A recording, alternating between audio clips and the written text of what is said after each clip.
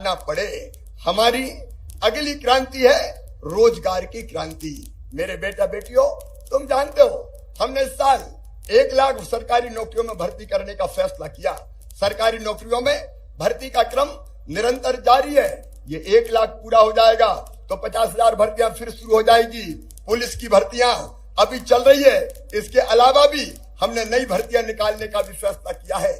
हम शासकीय सेवाओं में भी नौकरियां देने का काम करेंगे, लेकिन केवल शासकीय सेवा नहीं, स्वरोजगार की योजनाएं, अनेकों योजनाएं, मुद्रा योजना, प्रधानमंत्री रोजगार सृजन कार्यक्रम और मध्य प्रदेश ने बनाई मुख्यमंत्री उद्यम क्रांति योजना।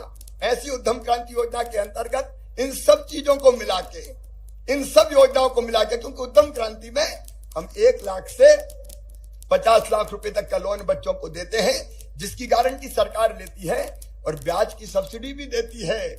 इन सब योजनाओं को मिला के हम हर महीने लगभग 2.5 से लेकर 2.25 लाख नौजवानों को स्वरोजगार से लगाने का काम लगातार कर रहे हैं, निरंतर कर रहे हैं। लेकिन अब 22 तारीख को मुख्यमंत्री सीखो और कमाओ योजना लॉन्च कर रहा हूं।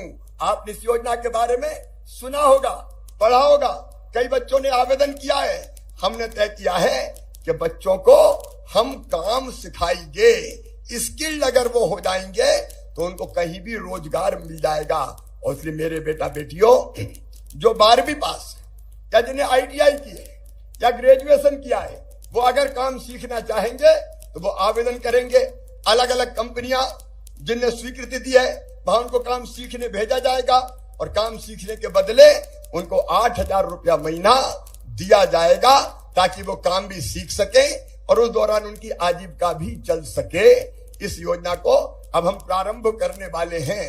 इस क्रांति के अलावा एक क्रांति और मध्य प्रदेश में हुई है, सांस्कृतिक अभ्युदय की क्रांति। मैंने प्रारंभ में कहा था, भारत अत्यंत प्राचीन और महान राष्ट्र है। हमारे जीवन मूल्य, हमारी परंपराएं, हमारे महापुरुष, हमारे मान बिंदु, उनको बनाए रखना हमारा फर्ज है। और इसलिए महाकाल महालोक बना है।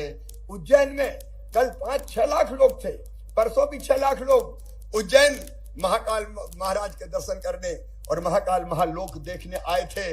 उज्जैन आज जो धार्मिक हमारा पर्यटन है उसके श्रद्धालुओं से भरा हुआ है।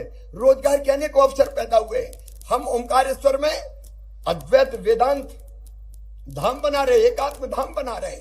शंकराचार्य जी की प्रतिमा का अनावरण के साथ ही अद्वैत वेदांत के अध्ययन का केंद्र हम बनाएंगे।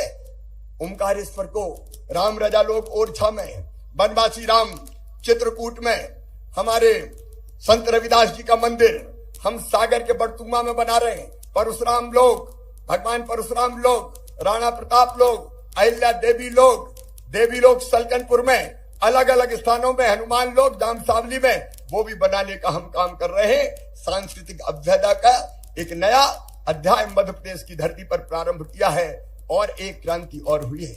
हमने विकास तो किया, लेकिन विकास अकेले सरकार ने नहीं, जनता के साथ हमने मिलकर विकास करने का काम किया।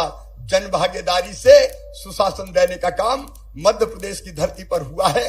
चाहे कोविड का मुकाबला करना हो, चाहे स्वच्छता का अभियान हो, चाहे जल संरक्षण का काम हो, चाहे पेड़ लगाना हो, चाहे नशा मुक्ति का अभियान हो, चाहे बेटी बचाओ बेटी पढ़ाओ का अभियान हो, ये निरंतर मध्य प्रदेश में जनता के साथ मिलकर हमने चलाने का काम किया है।